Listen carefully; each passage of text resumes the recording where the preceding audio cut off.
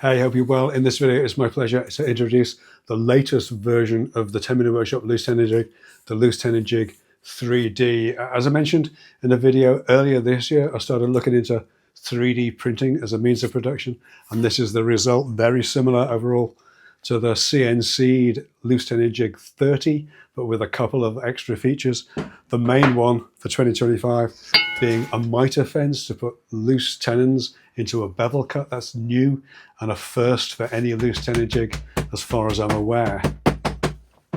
I'll put that to one side for a minute. Like the previous versions, the Loose Tenon Jig 3D is a router jig made specifically to put loose tenon mortices in the face and edges of 18mm thick boards to make simple carcasses, cabinets, wardrobes, bookcases and the like, and it remains, to the best of my knowledge, the only loose tenon jig that lets you put a narrow mortise in the edge of the board and a wider one in the face without adjusting a stop on the jig or moving the jig itself. And it's this sort of wiggle room that allows you to work precisely but loosely. The jig arrives as a complete product. There's no customer interaction required other than to put the two halves together with a supply of machine screws. This video is literally all the assembly guide you need, but rather than listen to me prattle on about it, I'm just going to use the jig to put a basic cabinet, a simple carcass together, and I'll fill you in on some of the details as we go. So as you saw, the jig comes flat packed in two parts, the larger body and the smaller fence, and these are simply assembled into an L shape and secured with the supplied machine screws. It's quite a snug fit, and I found it easier to join them together on the flat, then sort of fold them into position. Each jig comes with a pair of 5mm stainless steel reference pins for the edge reference, just like the pins on a Vestal domino or the Maffel dowler.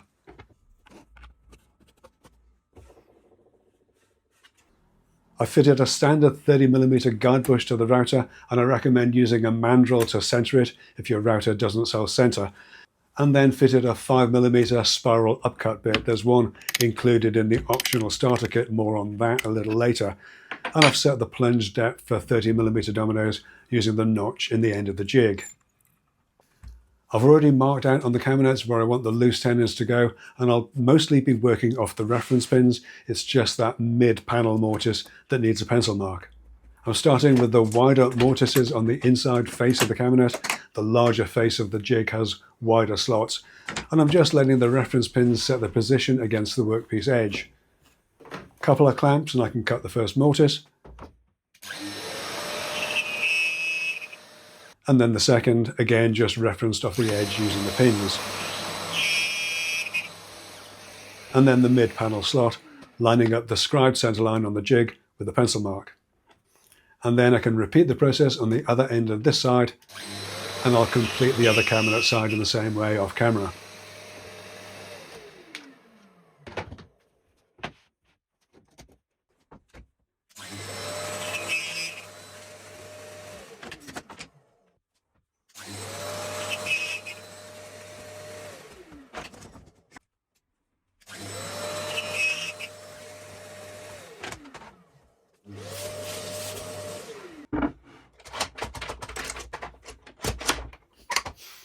Top and base next, and I'm using the smaller face of the jig to cut a tight mortise into the edges. Again, just using the reference pins against the edge to give me the position. And then the center mortises, again lined up with the pencil mark we made earlier.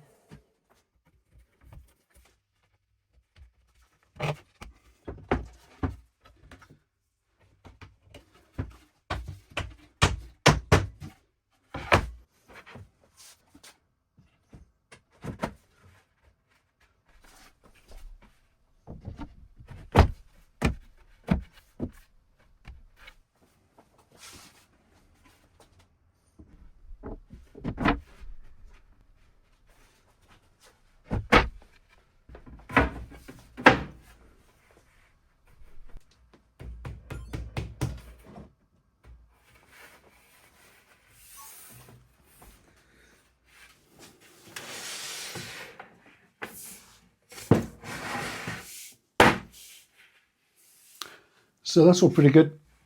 Nice and flush between the top and the sides, with that essential little bit of wiggle room that makes for an easy assembly. I'm not going to glue this up just yet.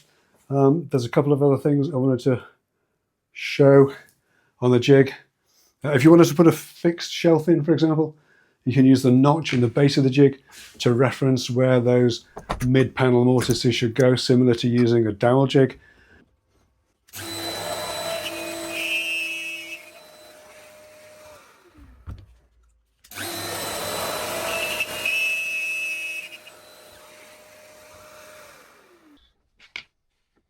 And for the tricky center fixing, where it can be hard to clamp, you can simply screw the jig down. Those holes will be covered when the shelf is fitted.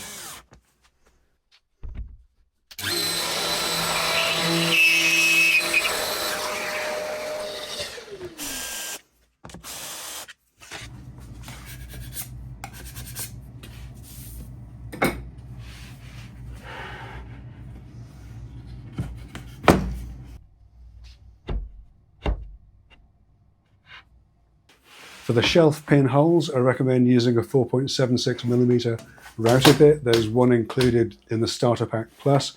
And if you just want simple center shelf pin holes, one above and one below, then you can just line the edge of the jig against the carcass for the perfect 37mm setback and use the center line to position it, and then bore your holes.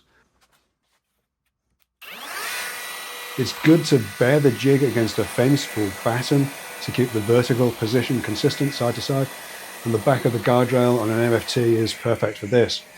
If you want a longer row of shelf pin holes, you can extend that using the reference pins in the supplied hole. There are short pins included in the Starter Pack Plus that will sit flush in the counterbore if you split the jig into its two halves. Or if you prefer, you can just use the drilling guide and a 5mm bit, also an option in the starter pack.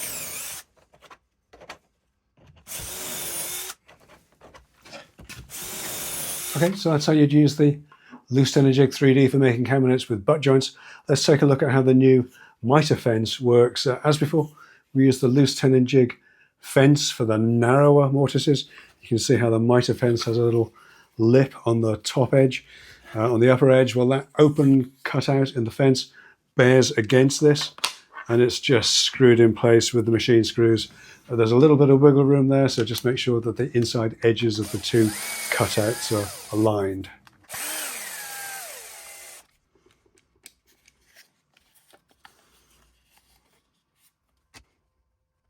You'll need to work off pencil marks for the bevel mortices, so I'm marking up the two halves of the joint and extending the lines down the bevel.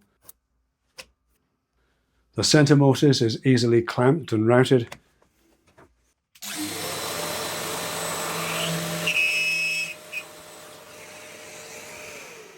But you'll want some additional support for the mortises at each side.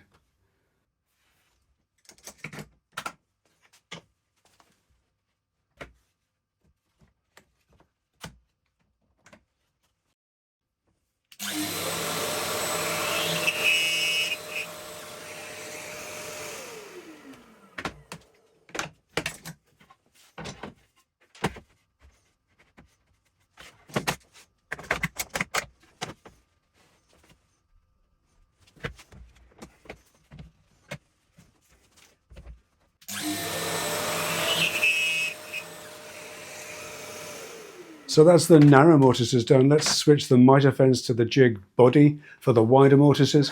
And you can see that the lip on the Mitre fence just sits in a slot on the underside of the jig body and is fixed in place with the machine screws. Again, there's a little bit of wiggle room here. Just be sure to line up the inside edges of the cutouts.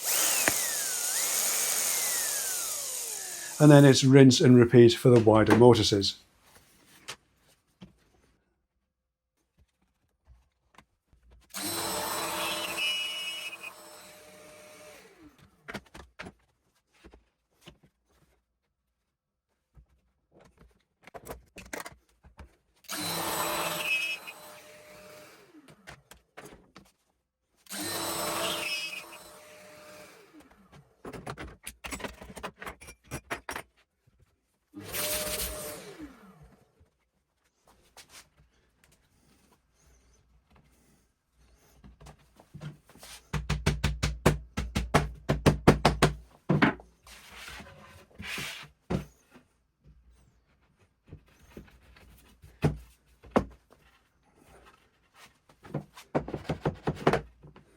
So again, that's really looking very good. The mitre, the bevel, is very slightly off. That's my fault.